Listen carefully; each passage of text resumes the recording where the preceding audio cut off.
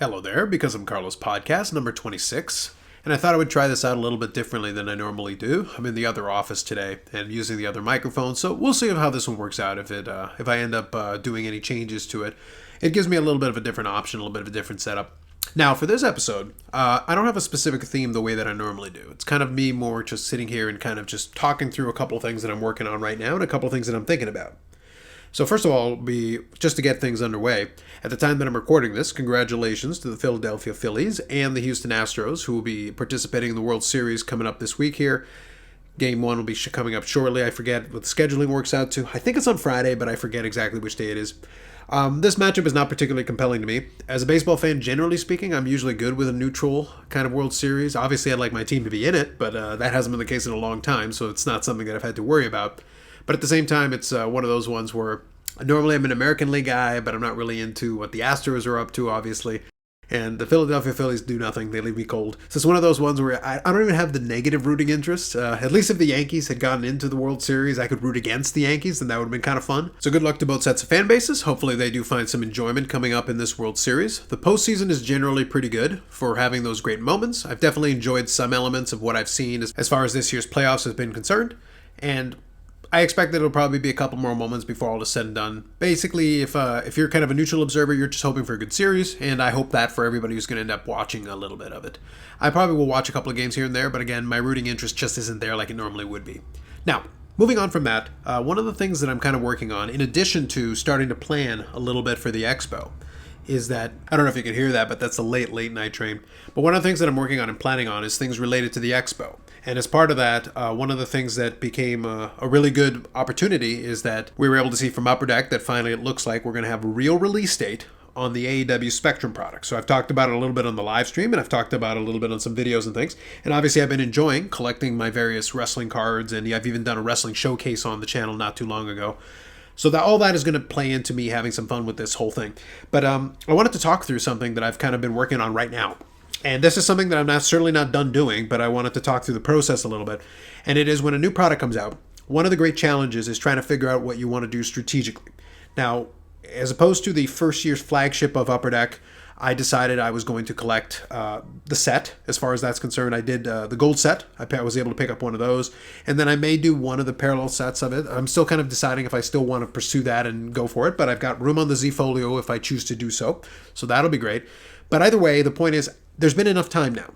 And the reason I want to talk through this is that this particular issue has a lot of weird dynamics that aren't normally present. And it's a bit of a unique case study. And that's going to present some different challenges in terms of trying to figure out where to price this. Because even though I'm not a dealer trying to figure out how to price this, I would have the exact same problem if I was in that set of shoes as opposed to mine as a collector who's going to be looking for certain specific things. Specifically, the challenge that I'm finding is that I can't really compare it to anything. So just for comparison's sake, if you really want to think about this, even if you stick within the genre of wrestling cards, which is a niche genre, but then you stick to AEW, which is one of the two major companies right now in North America, that makes it a little bit more niche even still. So we can't directly compare it to WWE, because if we try to do that, well, then we're going to have certain things that just aren't going to line up. You know, the comparable characters aren't necessarily going to line up the way you would expect them to. The comparable products are not going to line up the way you would expect them to. Because at this point, for better or worse, Panini's done a much better job in terms of being able to get out a lot more product. We've had, Panini Prism. We've had Select. We've had now Impeccable is the current major high-end issue that is coming out. And Spectrum is actually, it's a hell of a lot closer to Impeccable than it is to Prism or it is to any kind of a flagship product. But the problem is it's not all the way up there in terms of price point. And one thing that threw a whole wrinkle into this whole thing was that if you remember now a long time ago when the first AEW product came out from Upper Deck, the price point on the boxes was incredibly high. And I talked about that on the channel and how that threw off the whole value equation. But one other thing that threw off the value equation, and one of the challenges I'm finding, because if you forget about super high-end stuff, because super high-end stuff you're not going to be able to really predict very easily. And the super common stuff is usually, it tends to settle itself. If a new product's coming out, I don't care what genre it is, I don't care if it's whatever, sport, entertainment, whatever you want. If a new product is coming out, first thing I would suggest to you is don't open boxes. Don't go into breaks. That's kind of a fool's errand. It's a terrible ROI if you want, all that stuff. So you would avoid that. I have a box of the AEW Spectrum pre-ordered, but I was able to get it for a very good price, so I'm very comfortable with that. I will open one box. It'll be good content for the channel. I'll enjoy it and whatever. Hopefully I pull something cool. That'll be great. But beyond that, I would generally recommend against picking up any of the unopened stuff. And if I go to the expo and I'm able to see something cool in that regard, that'd be great. But I'm not counting on it. That's not something I'm worried about or particularly focusing in on. If I go beyond that, though, the singles is where the area focus should normally be. Well, the super common stuff, honestly, a lot of people are going to overpay in the first little bit. When the product first comes out, and based on the way everything looks like, we've now got the checklist, which is great. That's going to help me with my calculation and looking at all the inserts and subsets in terms of print runs on the numbered stuff and get a better sense of what is rare, quote unquote, and what is not and what the odds are and all that good stuff. That's the information you need if you're going to try to make this kind of calculation. But what I found, and what was very interesting to me, is that as I started trying to figure it out, I found myself trying to do a little bit of a comparison. And the problem is, because they haven't had enough issues or enough series, I can't do the apples to apples comparison or even kind of the close family. When I did those videos some time ago now, when I tried to point out that the Topps Chrome WWE products were a much better value in my opinion than the early Panini products, something like Prism, and I said the Prism is ridiculously high comparatively to these Topps Chrome products that have been out for years, and I gave a bunch of examples and I did all that. I was able to give equivalent examples. I can't do that with this AEW product. It's a completely different, even though it's the same genre of entertainment, if you will, it's a completely different league, so to speak. It's like trying to compare XFL card values to NFL card values, or vice versa. It doesn't match. It's not apples to apples. And the reality is the same characters or performers here could be in both places, but they're going to be a little bit different. And the fan base is going to be a little bit different. And the manufacturer in this case is also different. And the type of product is different. So they don't match. There is very little that I can do to match them up. The only thing I can do is try to compare AEW to AEW, but this is only the second product. So other factors that are messing things up a little bit and putting a gunk in the works here is that obviously economics have slowed down. So there is less disposable income. We're already seeing it from card shows, and that's something I'm probably going to spend a little time on a different podcast episode and talk a little bit more about. And by the time I'm recording this, I'll probably try to include a link, at least on the YouTube version. I'll try to update it to include a link to a Baubles and Ball Cards episode that's going to come up where I was chatting with Baubles about this topic amongst other topics. But we definitely talked about card shows and kind of where things are sitting right now. So right now, as we can sit in right now, late October 2022, we're in a position where a lot of these shows are starting to see a situation where you've got good foot traffic, but you've got a lot less buying. But the less buying is because, yes, people have less money. That's a factor and it's important. But at the same time, the dealers are not adjusting their pricing. But this is a new product. So in this case, the dealer, quote unquote, or the person selling might just be pulling it from a box. So they might not have as much into the individual cards.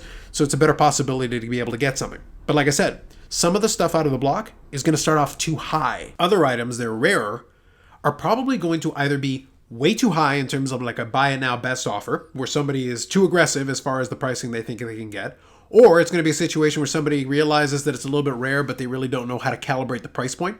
So they end up putting it a little bit low. I even found that with the flagship in the first instance, where I was able to get some of the low numbered cards actually pretty cheap early on, because as it turns out, those numbered cards are tough. So let me explain to you an example of where I can try to compare the two, but I'm still finding a lot of these difficulties. I mentioned the economic factors. I mentioned the foot traffic at card shows and all these things. These are important things because where the marketplace is today is going to be relevant in trying to figure out what the appropriate price to even consider paying for these things is. Because as a collector, I want the best possible price. So for me, I'm trying to figure out the strategy is, should I wait and just let the market settle? If there's not enough money in the system, the prices are going to start off a little bit hot and then immediately start coming down because maybe some of the stuff just doesn't sell because people try to get too much for it. That's a possibility. But on some of the rarer items, some people may just scoop them up early and just hoard them and just hang on to them. And that's one of the tricky things about the genre. So I talked about the economic factors, but the other factor that's really important in this situation is that if you are a collector who wants this AEW type product and likes those characters and likes that company and all those things, this is only your second product. So you went from a flagship level product to a more memorabilia and hit driven product. Very different. Can't really compare the two as easily, even though it's the same characters and a lot of the same elements and the same manufacturer. In this situation, the best thing I can try to do to try to compare the two, and this is where I'm finding the challenge, so I'm just talking through it with you here a little bit. I'm finding a situation where I'm looking at that AEW flagship product initially. I'm looking at the autograph, for example. So a base autograph. Well, the problem with the base autograph is that the way it was designed in the first place is that it was once every 4 boxes, give or take. So you'd have to open about 4 boxes to get one. Well, you have a 100-card checklist, and then you've got 1 in 4 boxes. So you'd need about 400-ish boxes to be able to complete a set of autographs with perfect collation, even though there's these staggered insert rates at which you could pull the different ones. So I'm just saying, in a perfect world, maybe about 400 boxes. So that's a very difficult ratio to be able to pull any specific card or any specific character out of a box. So you could beat the odds, do extremely well, get an autograph, but get an autograph of not necessarily who you're looking for. So even trying to consider what the price point is, that immediately throws the whole thing for a loop. This is a flagship level product, quote unquote. The box prices started too high, but they eventually settled back down a little bit. They're still probably a little too high compared to where they should be. The second year product now with the pre-orders, that one is probably more in line with where the price point should have been in the first place. This one is 2 to 3 times in terms of per box. That's the difference in terms of price point, which is probably more appropriate for a more hit-driven product. But here's your problem. In this hit-driven product, in AEW Spectrum, you've got base autographs as well. So in your base autograph, technically there's an autograph in every pack, so to speak, but there's only 7 cards per box. So it's technically easier to pull an autograph. You have to factor that in. But this is a more premium product. Okay, you have to factor that in. So here's my question. You've got a cheaper product, quote unquote, that was very difficult to pull autographs in. Hopefully you enjoy. You're getting your bonus train there. But you're trying to pull this autograph. It is 1 in 4 boxes to try to get your hands on it. Extremely difficult. And they've actually retained pretty good value in terms of certain autographs in that brand. But now you've got this new product coming out. Same manufacturer, same property. Technically, the individual autographs are easier to pull, but it's got a 90-card checklist, 80-ish 90-card checklist versus the 100-card checklist. So getting the individual person you want is still very difficult in the same way. So here's my question. Is the higher-end product worth more? Or is the flagship product worth more? Are they about the same? Is it close? How far apart are they? So that's the challenge I'm finding myself with. And that's kind of what I've been trying to work out in my head. And to be perfectly honest with you, I really haven't figured it out yet. It's something that I've been thinking about because all those other elements that I threw at you in terms of the economics, in terms of where we're sitting where we're sitting right now with the hobby, how things have cooled down, how people are kind of holding back, all those things play into it. So it's one of those things where regardless of where I have to figure out more than anything else, really what I have to do is I have to figure out where I'm sitting on it. I'm trying to use comps of this other product to give myself at least a baseline and try to figure out like where I would like to be sitting on it. Because in this case, it's more important, and maybe this is the key takeaway here. In this case, it's more important for me to figure out kind of where I'm comfortable. Because the truth is, it might come out a little bit too hot. Just because it is the first product in a long time now for this brand. So there might be a pent-up demand because enough people have had enough time with the first product to be able to get almost everything they want from it. And that, I include myself amongst that. I was able to build a pretty good collection of some of the characters that I like. I was able to get a pretty close to a rainbow of several of them. I don't necessarily need more from that. I do know some folks that are hoarding, though, multiples of some of these characters and some of these cards, especially the numbered ones and the more limited ones. Well, this other product is going to have plenty of numbered and limited parallels and inserts and all this kind of thing. So where do we fall in terms of price point? As I said at the very beginning, bringing this all the way back around. In a perfect world, in the ideal world, if you have the luxury of being able to sit back and wait, that is the ideal strategy. The only reason that I'm really looking at it seriously is that I know that there are certain cards that I may want to pull from that in order to fulfill some of the little, player collections that I'm working on, so to speak, that are going to appear early on as the product gets broken, but are then not necessarily going to be available right away after that. Because what happens in this case is if we wait for the market to settle on those, it might be a situation where the best price that I was able to get it at was early on as opposed to later on. And that's always something you have to kind of concern yourself with. The rarer stuff is the stuff you have to really pay attention to, because if you're able to get it at the price point that you're comfortable with early, then it might make sense to pounce on it. As opposed to a lot of the more common stuff, quote unquote, like that base autograph that I'm talking about. In that situation, there might be enough of them out there that, you know what, you can just wait a couple of cycles and buy the 20th copy that comes up instead of the first or second copy. Because in that situation, you've got the luxury of time. You've got the luxury of being able to sit back and wait. It's something you can think about. Now, obviously, I'm speaking about this from the perspective of somebody who's at least interested in it and is looking at the possibility of picking it up. I will talk more about kind of where my current strategy is and where my thought process is right now at the tail end here of 2022. I will be talking more about the Toronto Expo here coming up in the next couple of weeks, especially as we're starting to get closer to it. I am very concerned, based on where I've seen some of these other card shows going, that there are some dealers who may be in for a tremendously rude awakening. Now, as a buyer, I'll be honest, I really don't care. That's not really an issue for me to be dealing with, because I know that there are things that I'm interested in and things that I'm willing to buy at the correct price. And I think there's going to be a lot of people that are going to be coming in with that idea. I think the foot traffic is going to be fine. It's the fall expo, and it tends to be a little bit more foot traffic than the spring. But all I'm going to say is, I think if some of these dealers are thinking, oh, we can keep the prices where they were, we don't really have to adjust that much, I think they'll be in for a very rude awakening indeed. And that's one of the things that I've definitely also been thinking about. Like I said, this product that I'm talking about, that I spend all that time explaining and kind of giving all these different factors for, I'm interested in it. I'm hoping that they're able to keep to that release date. It's November 2nd, I think, is the release date that is presumably out there now. And hopefully they stick to that, which gives it enough time so that some of it gets broken before Expo. I would love to see some singles on those tables. That would be really awesome to see. And it'd be great to see what that pricing starts to look like as the market starts to develop for it. Stuff like that is interesting to me. So I want to see what that looks like. I want to see the box breaks. I want to see all that good stuff. It's nice to have something to look forward to and be interested in the space, even though like a lot of other stuff is really kind of stagnated right now. And that's kind of where we've been at. And I've noticed it in the videos that I've seen out there. I've noticed in the live stream. I still have fun on the live stream, to be honest, because we get to talk about collecting in general. So for me, that's kind of the way that I like to do it.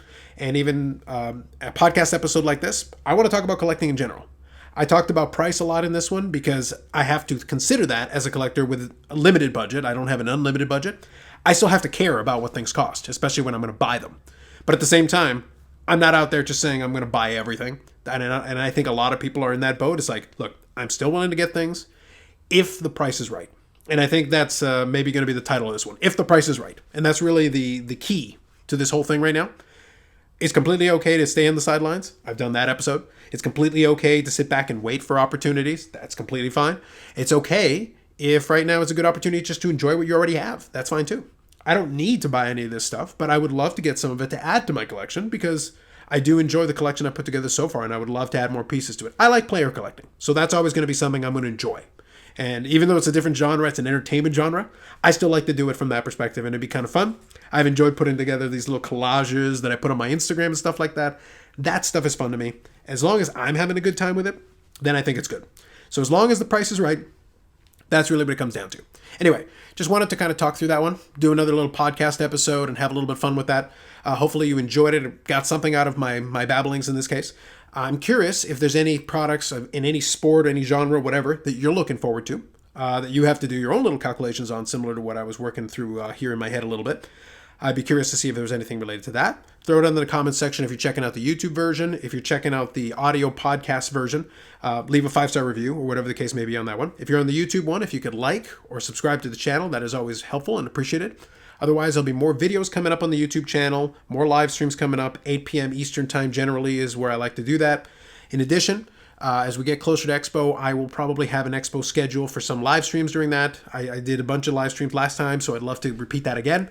We'll see what the time and scheduling allows. Otherwise, it'll be more content coming up here as we go through the year. I think we're gonna have a record year of content on the channel here. I've noticed the numbers, and we're approaching those figures. We might get there. We'll see what happens. Anyway, hopefully you enjoy. Thanks very much. We'll catch you in the next one.